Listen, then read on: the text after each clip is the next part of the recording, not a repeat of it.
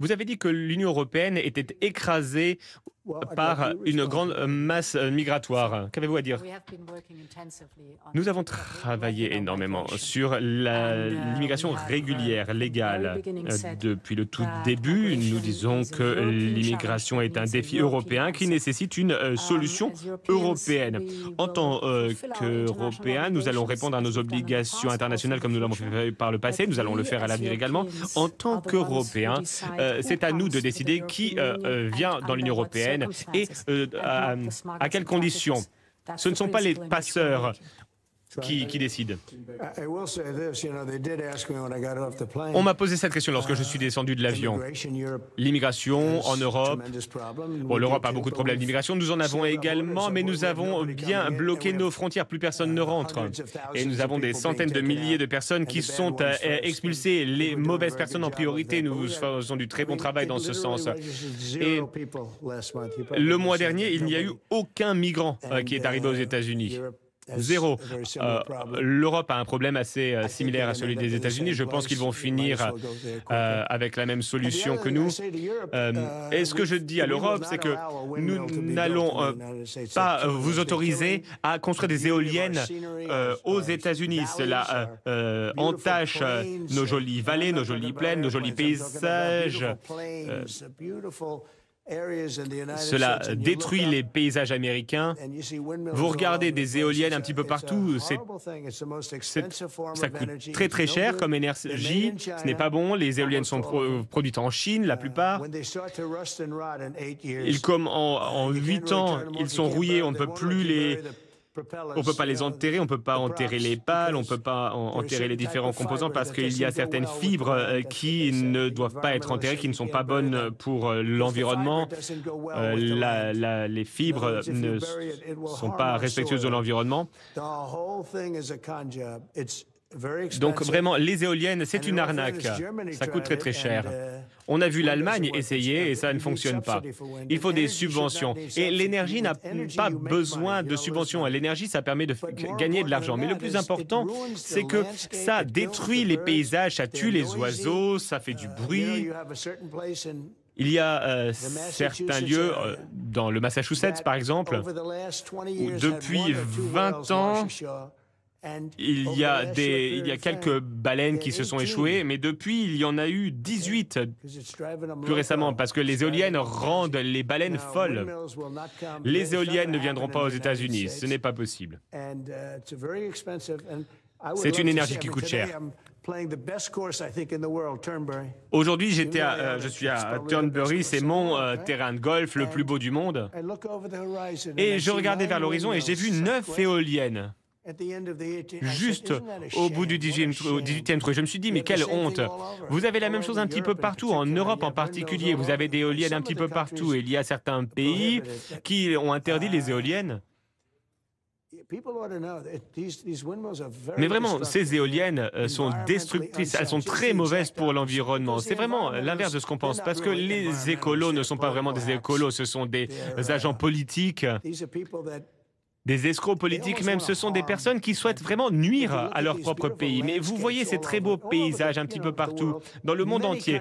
Il y a beaucoup de pays qui sont très intelligents et qui interdisent les éoliennes. Donc c'est vraiment la pire forme d'énergie, la pire source d'énergie, les éoliennes. Les éoliennes ne seront pas autorisées aux États-Unis.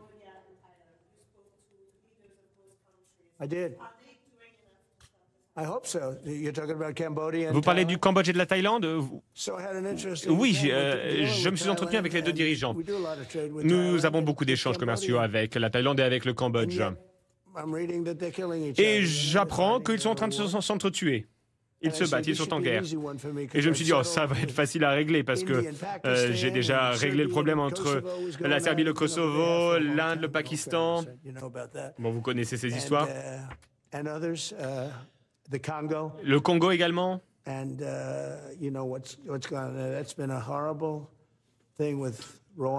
y a une terrible situation avec le Rwanda. 31 ans, 7, 8 millions de personnes mortes à coups de machettes, des machettes un petit peu partout. C'est terrible. On a réglé ce problème. Et j'ai dit, bon, on a un accord, on vient de finaliser un nouvel accord commercial. J'ai demandé à mes équipes, je leur ai dit comment on s'en sort avec le Cambodge, comment ça se passe avec le Cambodge et comment ça se passe avec la Thaïlande. Et mes équipes m'ont dit, bon, ils vont discuter. Je me dis, bon, bah, allez, on les appelle. J'ai appelé le Premier ministre Zevich et j'ai dit, il n'y aura pas d'accord commercial à moins que vous ne régliez votre guerre. Il y a beaucoup de personnes qui sont mortes, qui ont été tuées en une période très courte à la frontière. Ils se battent avec acharnement. Et je me suis entretenu donc avec les deux premiers ministres. Et je pense qu'une fois que j'avais raccroché le téléphone, ils voulaient trouver un accord. Ils se réunissent aujourd'hui ou demain, je crois. Nous allons travailler avec eux. Marco Rubio travaille avec eux, avec ses équipes. Je pense que ça va être réglé. Ce serait bien. Sinon, cette guerre aurait pu avoir de mauvaises conséquences. Et l'Inde et le Pakistan, je dois vous dire qu'ils étaient prêts à s'entretuer. Donc, si je peux régler ce problème, je le fais. Et si je peux utiliser le commerce, eh bien, je le fais. Je me suis entretenu avec ces deux bonnes personnes. Deux personnes qui souhaitent réellement conclure un accord. Donc, on va voir ce qui va se passer. Voilà, une dernière question, une ou deux.